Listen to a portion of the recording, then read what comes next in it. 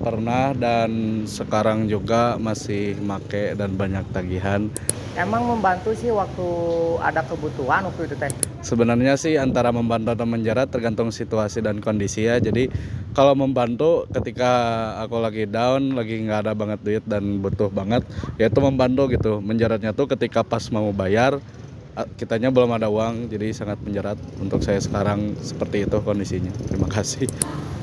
Emang pertamanya emang membantu, tapi yang jadi salah tuh kalau saya pikir sekarang ya, itu teh menjadi buat kita teh kecanduan lah minjem lagi. Soalnya prosesnya mudah pisan, mudah banget, gampang di ACC gitu.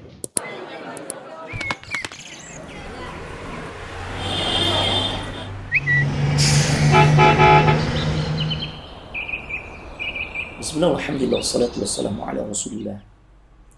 Kita memang dihadapkan dengan berbagai macam kemudahan fasilitas. Di antaranya, tiba-tiba dapat broadcast kita ditawarkan pinjaman yang syaratnya pun mudah. Namun demikian, bagaimana sih sebenarnya di dalam sudut pandang hukum Islam mengenai pinjam meminjam, atau kalau kita sederhanakan ini masuk dalam bab hutang piutang. Sebenarnya hutang piutang di dalam Islam itu diperbolehkan. Namun demikian kita mesti memperhatikan apa saja batasan-batasannya nih. Kadangkala dengan hutang yang kita lakukan itu bisa menjadi jeratan buat diri kita.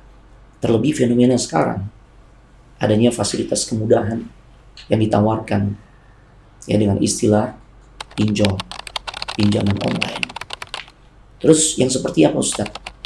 Pinjam meminjam atau hutang piutang yang diperbolehkan. Yang dibolehkan adalah yang memang berkaitan dengan kebutuhan-kebutuhan primer kita. Bukan hanya sebatas lifestyle. Kan itu yang terjadi.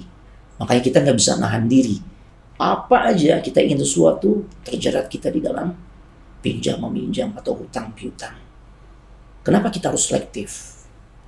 Ya karena sesungguhnya masalah hutang piutang ini berat konsekuensinya. Memang dia masuk dalam bab muamalah. Akan tetapi punya konsekuensi sampai kehidupan akhirat kita tuh. Terbukti Nabi kalau mau sholatin jenazah seseorang, itu sering bertanya kepada para sahabat, ini jenazah punya hutang nggak? Kalau sahabat katakan, nggak ada ya Rasul. Maka Rasul ikut menyolatkan jenazah tersebut. Tapi kalau ada yang mengatakan, dia punya hutang ya Rasul dan belum terlunasi, maka Rasul nggak mau menyolatkan. Rasul mempersilahkan sahabat yang lain untuk menyolatkan dirinya. Rasul nggak mau. Kecuali ada yang mau menjamin hutangnya. Artinya apa? Ini masalah hutang, bukan masalah yang sepele. Bahkan dalam satu riwayat hadis, seseorang yang mati syahid, bayangin jemaah, mati syahid apa balasannya Allah akan kasih? Kecuali surganya Allah. Tapi dia bisa tertahan di pintu surga, nggak bisa masuk surga kecuali hutang-hutangnya terlunasi. Jadi jangan remehkan masalah hutang piutang. Walaupun memang dia diperbolehkan secara hukum syariat, tapi untuk hal yang seperti apa? Ternyata tidak. Untuk hal-hal atau tidak untuk segala sesuatu kita diperbolehkan untuk ya menjalankan transaksi hutang piutang. Kita harus mengukur diri, sanggup gak kita tuh melunasi hutang tersebut. Terlebih kalau kita mengamati bagaimana fenomena orang yang berhutang. Ketika sudah diberikan hutang, seringkali dia mangkir dari tanggung jawabnya. Atau begitu juga perilaku yang juga nggak baik, perilaku buruk yang ditunjukkan oleh orang-orang yang memberikan pinjaman yang di dalam Islam. Seharusnya ketika yang berhutang belum mampu untuk membayar hutangnya, maka berikan tangguh, berikan tenggang waktu. Bukan justru dizolimi, digebukin, dikirimin preman, ya dan sebagainya sampai nggak sedikit yang memakan korban jiwa.